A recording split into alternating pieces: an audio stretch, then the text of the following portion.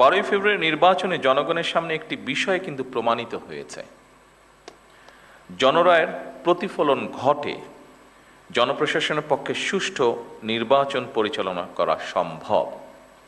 আমি যেটি বলতে যাচ্ছি, জনপ্রশাসন যদি সঠিকভাবে কাজ করে তাহলে অবশ্যই জনগণের রায় যে প্রতিফলিত হয় সেটি আপনারা প্রমাণ করেছেন 12 তারিখে নির্বাচনে। অপরদিকে যদি আপনাদেরকে কাজ করতে না দেওয়া হয় তাহলে কি হতে পারে সেটি আমরা 14, 18 বা 24-এ দেখেছি। আমি সেই ডিটেইলে গেলাম না। আজকের এই জেলা প্রশাসক সম্মেলন অবশ্যই নতুন কিছু নয়। এটি জেলা প্রশাসকদের একটি নিয়মিত বাৎসরিক সম্মেলন। আজ থেকে এটি শুরু হবে এবং 6 মে পর্যন্ত এটি চলবে। জনস্বার্থে প্রশাসনের কি ভূমিকা পালন করা উচিত সেটি অবশ্যই আপনারা কম বেশি অবগত আছেন। এটি নিয়েও বোধহয় নতুন করে বিস্তারিত কিছু বলার নেই।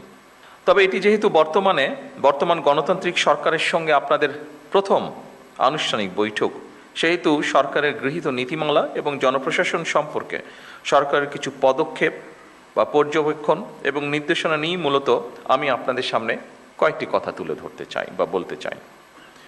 একটি দেশের জনপ্রশাসনে পদোন্নতি কিংবা পোস্টিংয়ের জন্য যতগুলি প্রশাসনিক পদ রয়েছে প্রতিটি পদই রাষ্ট্র এবং সরকারের জন্য অবশ্যই প্রয়োজনীয় এবং গুরুত্বপূর্ণ। সুতরাং শুধুমাত্র পদোন্নতি কিংবা নিজেদের পছন্দের জায়গায় পোস্টিংয়ের জন্য পেশাদারিত্বের সঙ্গে আপোষ করলে সংশ্লিষ্ট কর্মকর্তারা সাময়িকভাবে হয়তো লাভবান হতে পারেন, তবে সেটি আমি ব্যক্তিগতভাবে যেটা মনে করি, তবে সেটি সার্বিকভাবে জনপ্রশাসনের দক্ষতা এবং নিরপেক্ষতার উপরে একটা নেতিবাচক প্রভাব ফেলে।